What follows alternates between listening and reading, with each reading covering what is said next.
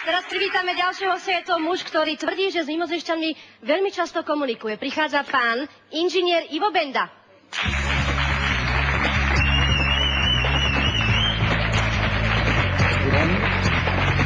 Pán Benda, dobrý večer, prajem. Dobrý. Tak povedzte mi, prosím vás pekne, tá komunikácia s tými mimozemšťanmi ako prebieha? Komunikace s anděli světla, čili z nebe, obyvateli, probíhá jednoduchým způsobem, a to přes střed hrudi, to znamená duchovní srdce. To znamená, nepotřebujete k tomu žádné vědce, žádné radioteleskopy, žádné hromady různých přístrojů, kterým se ti anděle smějí a považují za šrot, ale používá se srdce, duchovní střed hrudi u každého člověka. Samozřejmě záleží, jak dalece ten člověk to srdce má otevřené. To je základ té komunikace. Vy tvrdíte, že nad nami, nad našou zemou je veľké množstvo kozmických lodí, alebo teda korábov, môžeme to tak nazvať, a že tí ľudia nám chcú, teda tí mimozemšťania nám chcú pomôcť. Akým spôsobom? Já mluvím o andělích světla z nebe. Jsou to bytosti láskyplné a milující, které nás mají rádi a udržují vlastně celou tu živou sféru planety Země při životě. Kdyby to nedělali, tak už 50 let lidé žijí pod zemí. Ano. Kromě těchto andělů světla existují ještě negativní mimozemšťané, takzvaných spekel, a ti zase dělají všechny druhy zel, které tady vlastně vidíme. To jsou naše informace od nich. Ano. S nimi se spojuje tady 100 000 lidí v České a Slovenské republice, na celé planetě zhruba 100 milionů lidí. Nepotřebují k tomu spojování žádnou organizaci, žádné vědecké důkazy nebo nějaké vědecké organizace a vlastně mají sami kontakty s nimi, že jsou i na lodích. Já sám jsem také střídavě každou noc na lodích. Pán Benda, ďakujem veľmi pekne. Teraz privítame ďalšieho hostia, poprosím vás potlesk.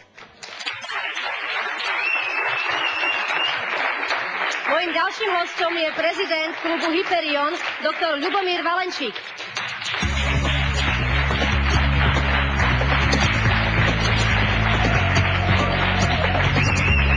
Dobrý večer.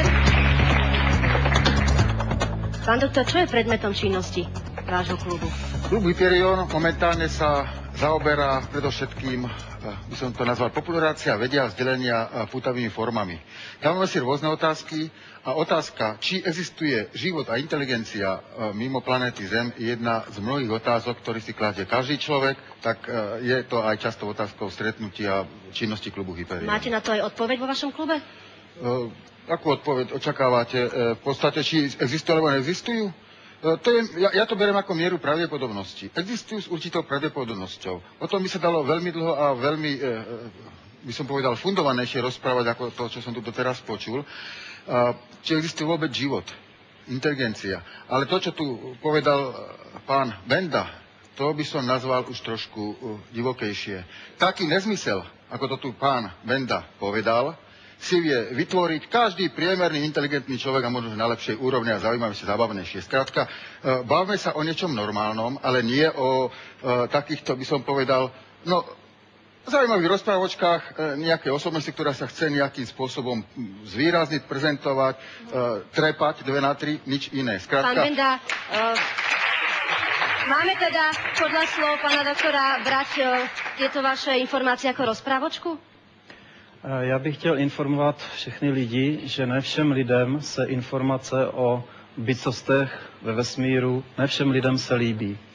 Naše informace jsou takové, že, jak jsem řekl, kromě těch andělů ze světla, jsou tady negativní entity z podzemí temných světů, které dálkově ovládají vlnami na dálku většinu tohoto světa na 90% jako loutkovou scénu. Co to znamená, ako ich ovládajú? To znamená pomocí vln, podobně jako máte mobily a vlny, tak podobné vlny, ale mnohem jemnější, které projdou i zemí z antén na měsíci a z těch temných světů, ovládají většinu lidstva na 90%.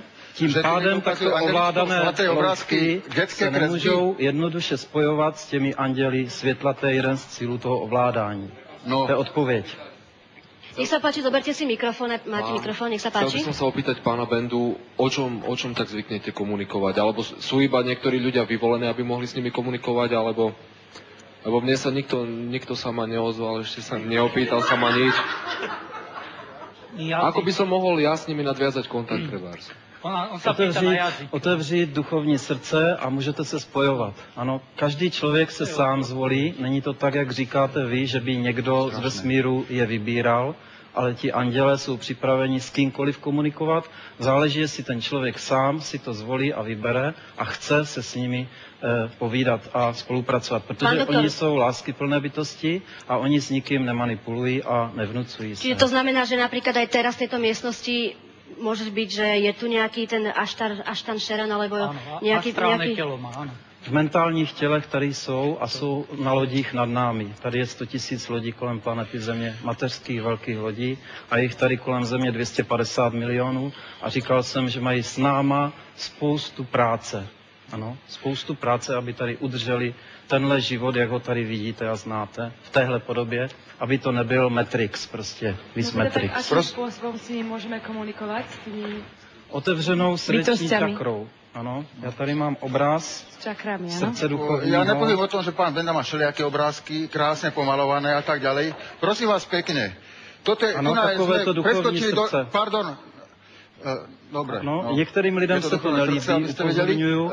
A samozřejmě to budou rušiť. Na takejto úrovni môžeme tu komunikovať a počúvať toto tu kedykoľvek. Áno, koľkokoľvek, skrátka ničomu nedvojdeme.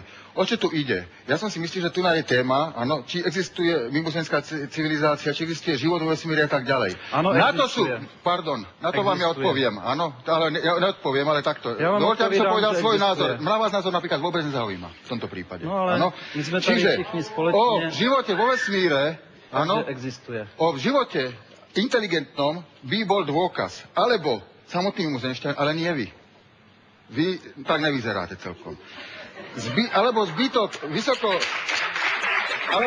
nejakej vysokotechnologickej hmoty, nejakého kúska lietovceho tanieru, skrátka niečo, čo sa tu dá analyzovať, že to je vzorka nevytvorená pozemskou technológiou. Alebo jednoznačne preukázaný nejaký umelý signál typu projekty SETI, ty vaše bludí sa nedají poslouchat, áno? Aby ste vedel. Nechci si vytvoriť názor. Život by preukázali zložité spektra, dáme tomu molekúl, aj to je veľmi ošemetná záležitosť, alebo preukázané zbytky nejakých skamenelí, že ozaj sú to zbytky skamenelí života, ktorý nepochádza zo Zeme. A tak ďalej. Toto sú dôkazy. Akékoľvek iné veci nazývať ako dôkazy, prezentovať to, podsúvať to ľuďom, manipulovať, vyslovene ľudí týmto to predvádzať. Dobre, prepáčte, pani, ja vás preruším. Chcem sa opýtať pána doktora Kapišinského, ktorý sa už dávnejšie hlásil o slovo. Pán doktor, vy si myslíte, že šírenie niektorých posolstiev, ako napríklad nám tu prezentuje pán Benda, je pre človeka alebo pre ľudí nebezpečné? Nie. Pán Benda je mladý a... To si vymýšlite. Ste o 14 rokov mladší ako ja. Ja vás pozorujem strašne dlho v Prahe. 1000 rokov, pán doktor, to sa možno milíte. Darmo sa vozíte v tých UFO a píšete, že rýchlo v lietajúcom tanieri je dvakrát... Že sú tady. Čo to rozprávate? O čom rozprávate? Kde máte jeden jediný nedôkaz, ale indiciu? Ano, jedné skupině se to nelíbí. Teraz dala mne slovo, pani moderátorka. Kteří jsou ovládání z temných světů. Už jsem to řekl a zopakuji to. Pán doktor. A je to nepříjemná informace. Samozrejme, že dáme vám dopovedať, čo ste chceli, takže nech sa páči. Ja som myslel, že, pretože o pánovi Bendovi vieme strašne veľa. To je v Prahe, v Holešoviciach, čo ste vystrajali teraz a tak ďalej. Oni vstúpili do nejakého kozmického spoločenstva galaxií a civilizácií, kde je 200. Nelžev, to ste vy napísali. A teraz mi dajte troška dohovoriť. A ja som si myslel, že príde sem a nerozviniete hlúposti do úplnej otvorenosti. A pozrite sa, tu tie kresby a tak ďalej. A mňa mrzí jednu vec. Ešte mi nechajte dohovoriť. Vy nejste vědec, ale... Pán doktor Benda, poprosím vás, keby ste nechali dohovoriť pána doktora, nech sa páči. To je zaujímavé, to je výborné. Že to vypoviete, to je teraz... Pán doktor, poprosila som vás, naposledy. Prosím vás, nechajte pána doktora dohovoriť. Aby ste mi skákali do reči teraz. Ty vaše pavědecké významy, co tady vnucujete lidem už desítky let, 99% obyvatelstva nezajímají. Jenom 1%. Rozumíte? Ale viete, že na tom je postavená civilizácia a vôbec kvalita života na vede. A nie na vašich pseudonáboženských názoroch. A to ma uráža, že napríklad na Slovensku pán Benda si dovolí okrem tých bludov a nezmyslov, to poviem teraz už otvorene, lebo som myslel, že to troška zaretušuje, okrem tých bludov, nezmyslov, hovoriť ešte aj abnormálne veci z hľadiska teologického. A to sa za všetkých kresťanov Slovenska tu prihováram, že takéto veci sú totálne nebezpečné. Totálne nebezpečné. Toto, áno, to je... Sú totálne nebezpeční pro vás. Dobre, teraz poprosíme aj publikum názory. Poprosím mikrofón, možno sem do... Nemá zmysel, hovoril som, že to sklzne do toho. Ja som myslel, že... Nech sa páči. Chcela by som vedieť, na ktorú stranu sa vy prikláňate. Zatiaľ rozhodne ku doktorovi Kapišinskému. Čím vás presvedčil? Svojím skepticizmom voči takýmto teóriám, ale to je len môj názor, subjektívny. Poprosím ešte niekoho, nech sa tuto možno aj... Teda keď nevieme, že čo hľadáme, ako to môžeme identifikovať? My vieme, čo hľadáme. Vieme, čo hľadáme, máme tu jedinú vzorku života na základe uhlíkovej bázy. A podľa toho, aj keď by sme si fantáziu pustili, vieme, že na uhlíkovej báze môže existovať niečo podobné. To, čo som pánu Karlíkovi povedal. Ale podráža mu nohy práve pán Benda, pretože dáva ho do úplne sektárskej roviny a neviem, prečo je za tým stolíkom, pretože tu by mal byť tretí stolík nejaký pre ezoterikov a hermetizmus.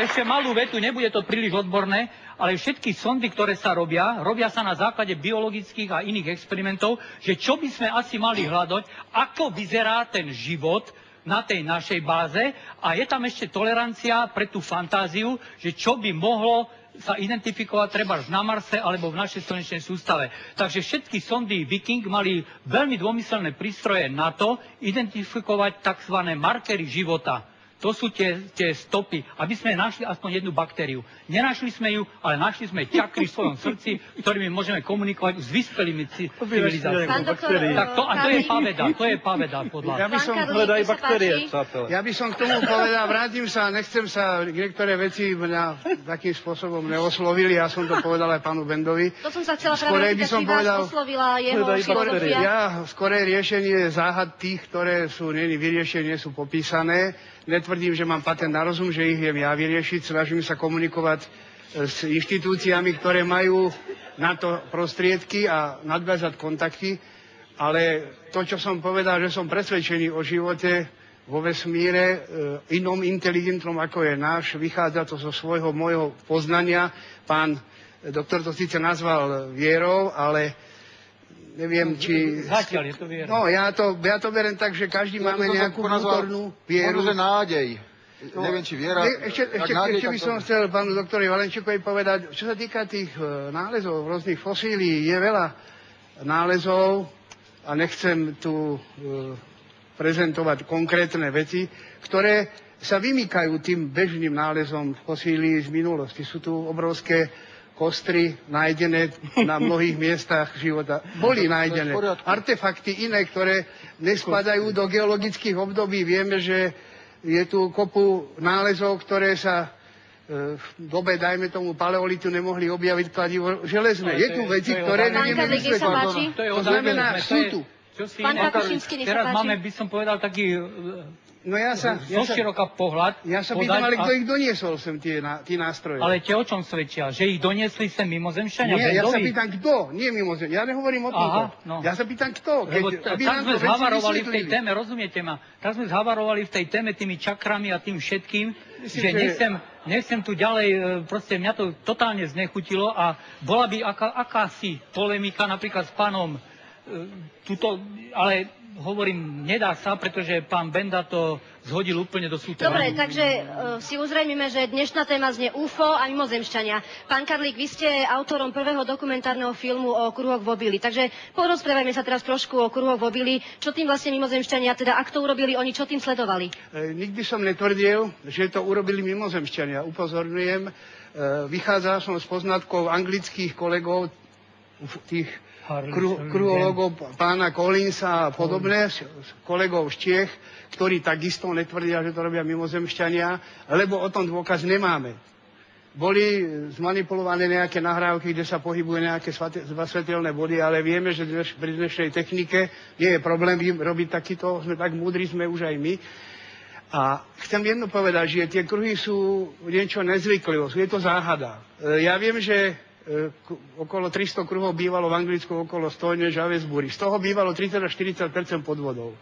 Naučili sme sa rozlišovať tieto kruhy, keď nie je nič na 100% a na 100% ani veda nepracuje, takže nám odpustia páni vedci, že ja si použijem tento výraz, že 100% nie som presvedčený, že sú pravé, ale sú to tak fantastické tvary, tak veľké plochy, tak presnosť uloženia, že mi to proste niečo irituje vo mne, že to vyrobilo niečo nad naše možnosti. To tu stále opakujem. Robil som výstavu v Slovenskom národnom múzeu v Bratislave, kde som uviedol v tých 8 bodoch až na samom konci a je to činnosť mimozemských civilizácií. Všade hore píšem všetky reálne veci, ktoré sme brali do úvahy. Ani jednej sme sa nepriklonili, ale je tu niekoľko možností. A čo sa vôbec týka tých kruhov, robili sa rozbory obilných zrn. Jednoznačne sa potvrdilo, že tieto obilné zrná prešli nejakým procesom ožiarenia. No. Pán doktor, poprosím vás, pán Valenčík, vy sa tiež zaoberáte... To je skutočný vedecký dôkaz. Ak dovolíte, mám teraz otázku na pána Valenčíka. Vy sa tiež zaoberáte vo vašom klube záhadami, takže ako by ste to vyvedeli objasniť, tie kruhy mobily? Jeden taký kruh, alebo viacero to som sa aj ja vyskúšal a veľmi pekné.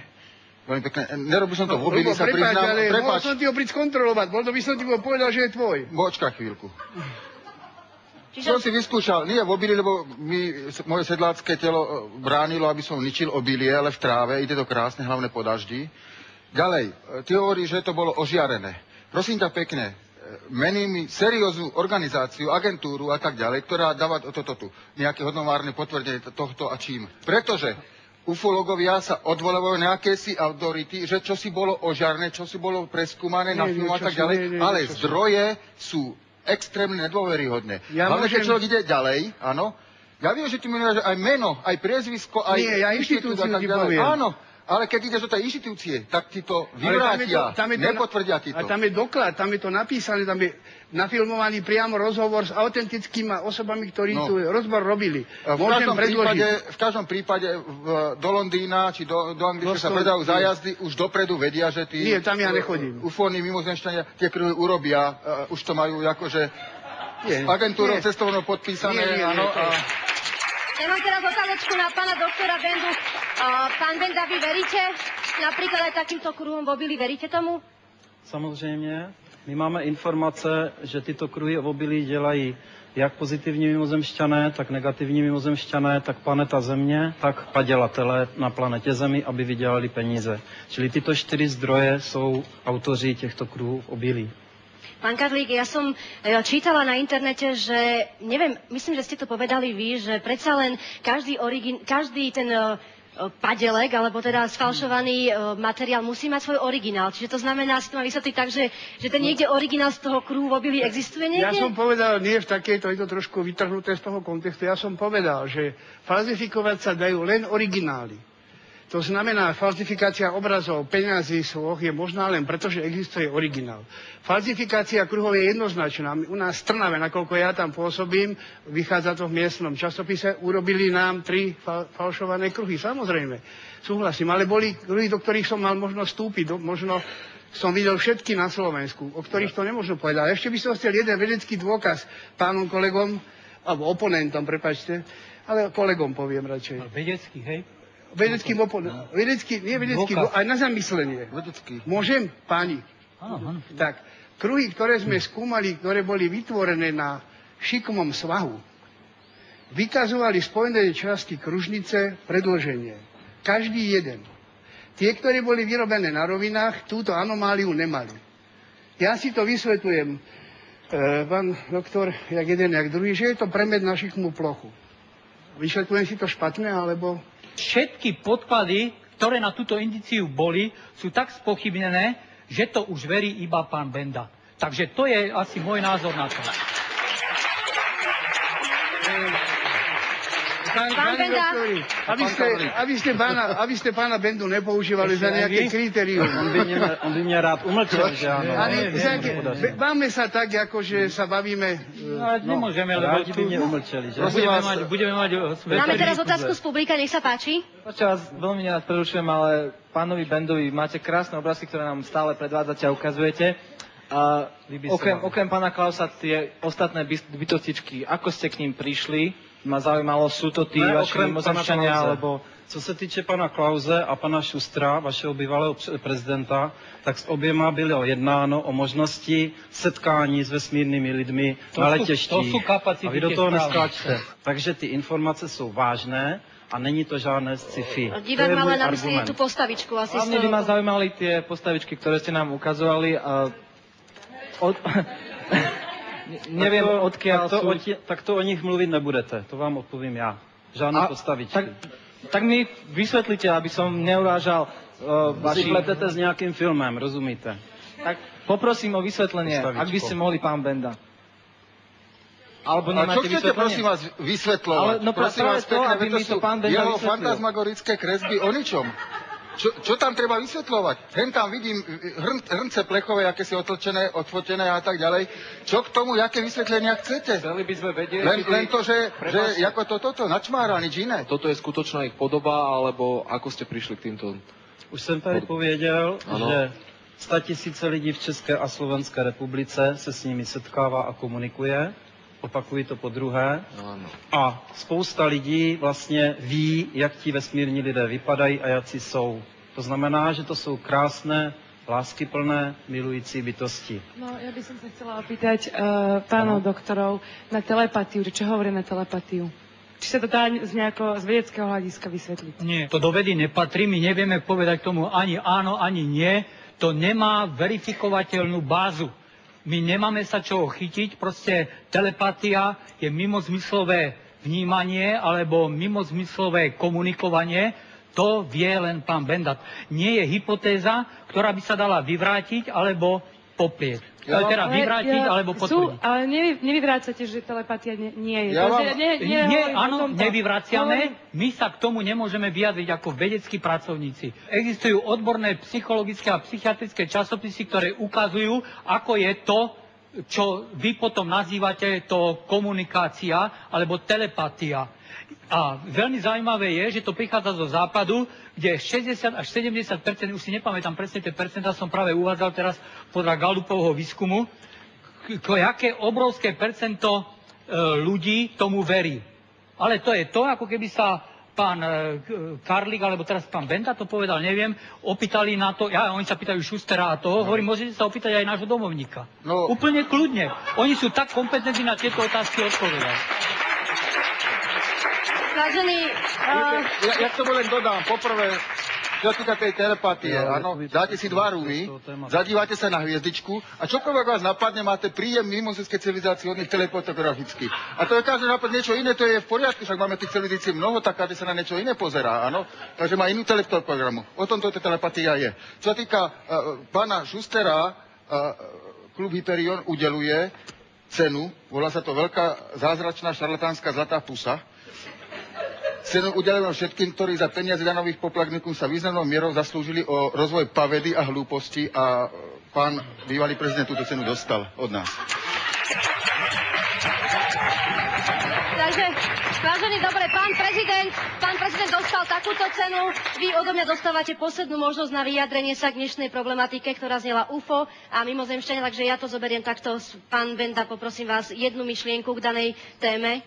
Chtěl bych říci, že zesměšňováním jiných lidí se k ničemu ti lidé nedostanou. To je důležitá informace pro tady tyhle, ale i pro některé z vás. Pán doktor Valenčík, nech sa páči. Pátranie po živote a inteligencii vo vesmíre je vážna vec a malo by sa k nej pristupovať s plnou vážnosťou a serióznosťou a nie v rámci cirkusových predstavení. Pán Karlík.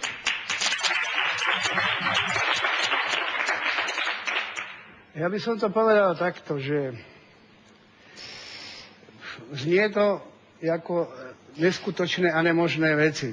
Chcem povedať jedno, že v súčasnej, aspoň podľa môjho názoru, opäť ohlasujem, by nemali vedci používať slovo nemožné a že to neexistuje, lebo nevieme, čo všetko existuje a čo je všetko možné. Vesmír sme nepreskúmali celý, to hovorím kvôli pánu doktorovi, môže nás všeličo stretnúť. A ešte jednu otázku, čo sa stane potom, keď sa niečo z toho, čo som hoci ja len povedal, potvrdí? Čo potom nastane? Dobre, pán Lelík, ďakujem veľmi pekne, pán Karlík, nech sa páči záverečné slovo. A ešte jedna vec, tuto bolo z publika veľmi dobre spomenuté, to kritické a skeptické myslenie, to nám chýba. A kolega povedal, že my sme sa tu chystali na nejakú aspoň polovážnu debatu. Ináč toto, keď troška popredstrihujete s niečím nejakými proste obrázkami a týmto všetkým výborne môže ísť do silvestrovského programu. Kvôli niekomu.